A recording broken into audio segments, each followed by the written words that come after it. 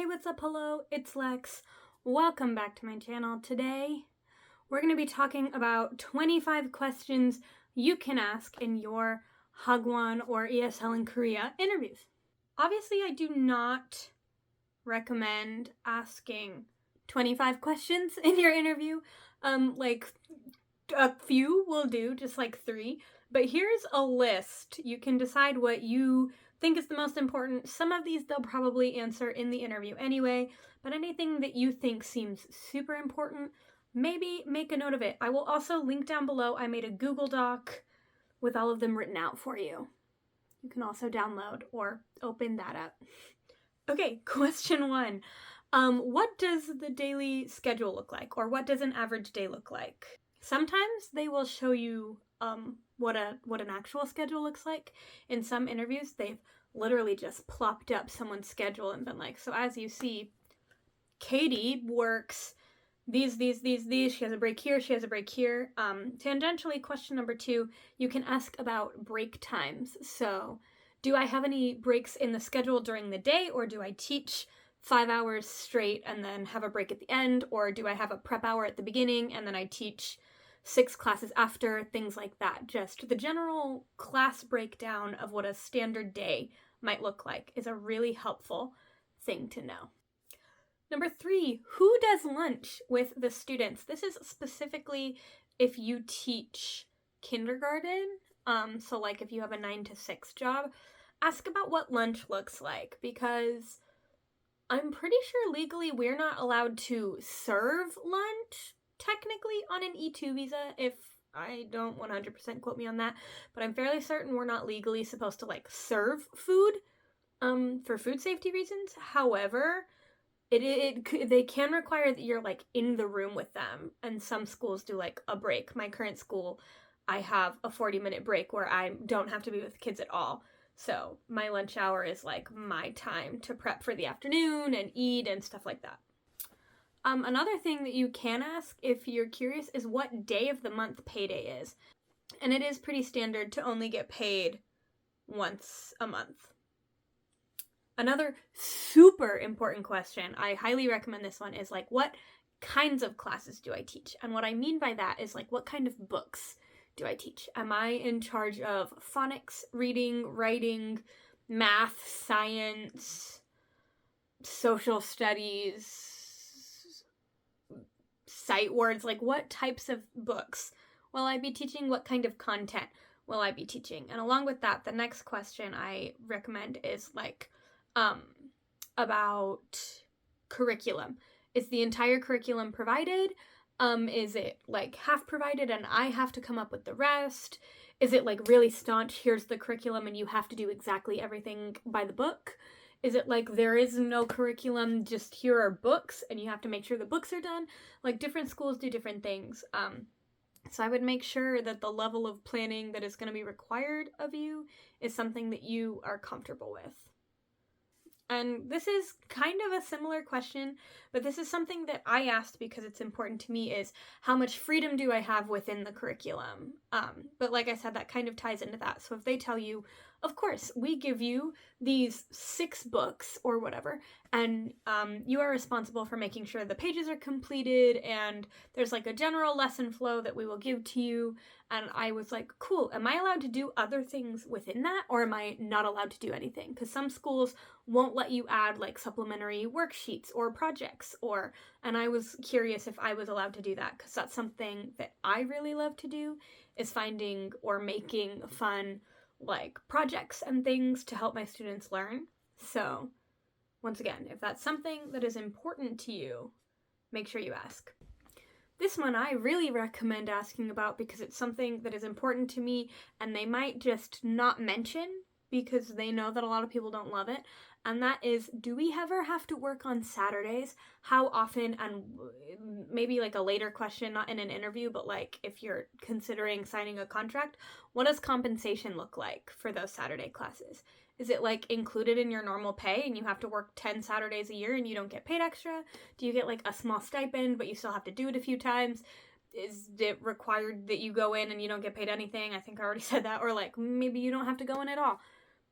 I am very protective of my Saturdays. Sometimes you gotta work a Saturday, it is what it is, but on the whole, I'm like a little bit, I like hoard my weekends. They're really important to me. How often and in what capacity do you have to communicate with your parents, like your students' parents? Some schools, the native teachers, like, literally never have to talk to the parents. Sometimes you have to do, like, orientation and graduation, but beyond that, you never have to interact with the parents. And at some schools, you're gonna have to do, like, literal parent-teacher conferences. Or, like, have to write notes for the parents every week, things like that. Once again, it's something I would be aware of, and I would take stock of how comfortable you are with that and adjust accordingly. What's the dress code? Some schools, super chill. My current job, we can wear pretty much anything as long as it isn't, like, offensive or inappropriate, and then if we, like, don't have holes in it. That's, like, pretty much where the bar is. I regularly go to work in, like, baggy jeans and a concert t-shirt. I wear sweatshirts, like, every day. My next job is a lot dressier. They expect, like, a little bit higher caliber of work clothes. Not, like, professional, but it's, it's giving no cargo pants allowed, which is fine. I'm okay with that, but once again, just nice to know, because it would be stressful if I showed up on the first day and hadn't prepared the correct work wardrobe and then had to, like, scramble to find clothes, especially if you're moving to the country for the first time. Oh, also, is lunch provided? Because some schools it is, some schools it isn't. How do you handle disciplinary actions? That one is, I mean, I think it's pretty self-explanatory. Like, some schools, I know the English teacher, like the native teachers don't do quite as much disciplining, and you, like, give them off to Korean teachers. My school has kind of like a hybrid situation. We can, like, ring a bell and have someone come and help. Some schools you're on your own and you gotta figure it out. That's another thing that I think is just important. Also, like, what kind of disciplinary measures? Like, what do you do? Do you send students out of the classroom? Do you do sticker charts and they don't get a sticker if they don't do well? Like, I guess disciplinary actions and also, like, reward systems. Do you do stickers and candy? Are you not allowed to give candy? Just those kinds of questions. This is another one that I would typically save for if they offer you a contract and you're talking about stuff after that, but I don't think it's fair to ask about housing. Can I see pictures of the housing?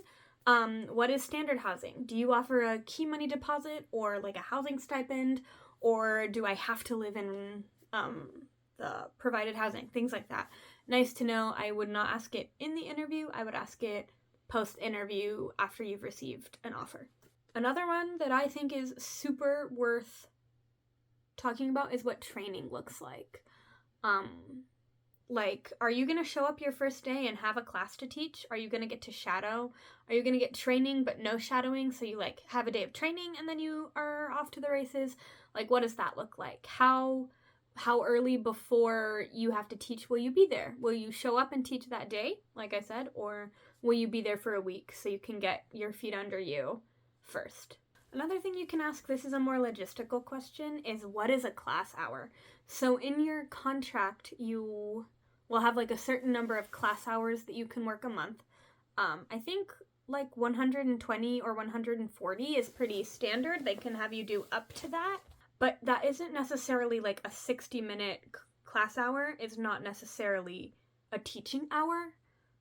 Like, a normal hour is not necessarily a class hour. So I would just ask if that's something you're curious or care about. Also, something like, how often do people stay late? Or do teachers usually leave on time?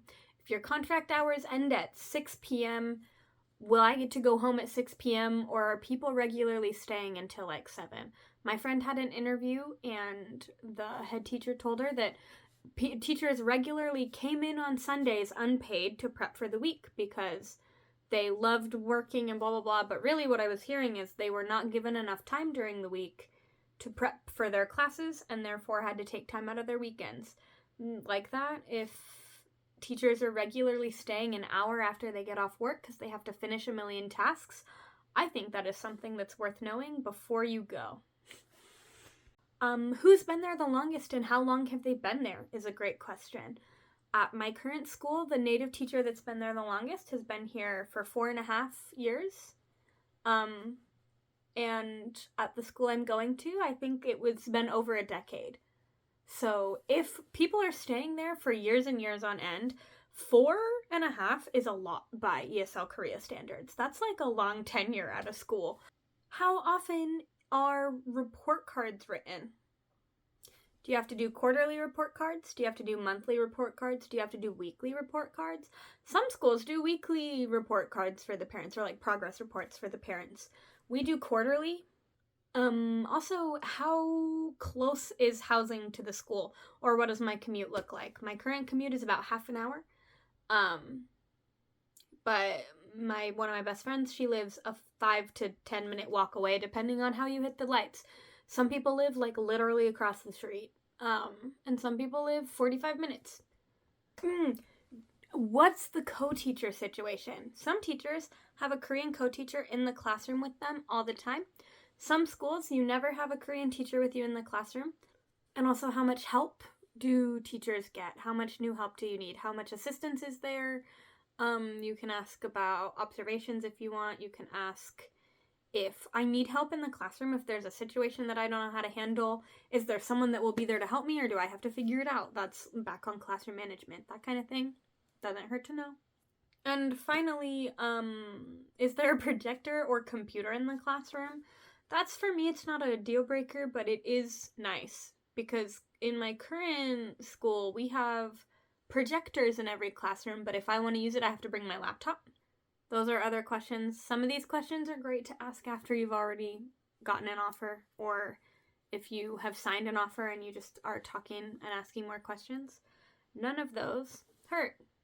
And of course, there's also the pretty standard, like, what's the best thing about this job? What's your least favorite thing about this job?